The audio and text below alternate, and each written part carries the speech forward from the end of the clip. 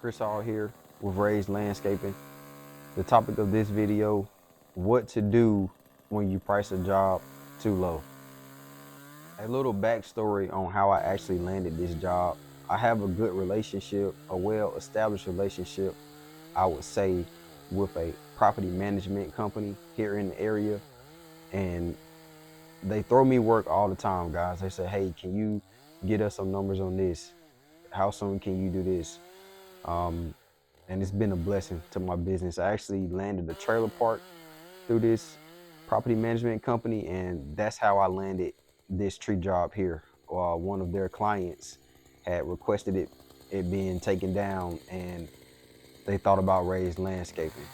And the initial picture, guys, that I seen was only the limb. They requested an estimate to get a limb removed from the tree. But when I went out there, I took a look at the tree, and you can tell that the whole thing was starting to die. That's the reason that the limb actually broke off. Everything from the top was dead, and it's just, decay is just starting to form down the tree. As I mentioned, guys, picture. They sent me a picture of the limb that needed to be taken down, and I sent them a bid of $300. $300. Guys, the total of this job was $1,200. And as I mentioned it, when I first had quoted it for that limb, you can see the limb right there. That's the limb that they wanted taken down. And guys, the picture was so bad, and I just sent them a bid, $300. And there was no way that I could even reach that limb, but based off the picture, it appeared so. You see how high that is? It's not possible. And as I mentioned, the whole tree really needs to come down. So I was honest when I got there. Like I said, the original bid was for $300 to cut the limb. So when I go out there and we see the job, I say, hey, we can't do this, not for no $300. So this gets me to the moral of the story. It's important, guys. Communication is key. If you get out there, if you price a job and you get out there on the job and the numbers don't make sense, you need to just be honest with your people. Say, hey, look, before we start any work, I know I mentioned that the price is going to be this, but now it's going to be this.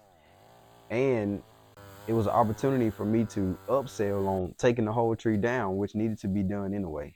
I do advise, go see your work first if you can, but this was a cut and dry estimate, seen the picture, sent in the bid.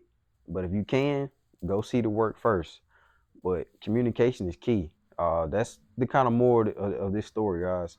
Don't lose money on these jobs. If the numbers don't make sense, I highly advise that you go back in and renegotiate. People will understand, and it could be a good time for you to upsell too. I don't go see every job. For the most part, it's a win for us. What I negotiated at, what I set the price at, is good for that particular job. But on this one, not even possible. So I would have lost $900, guys.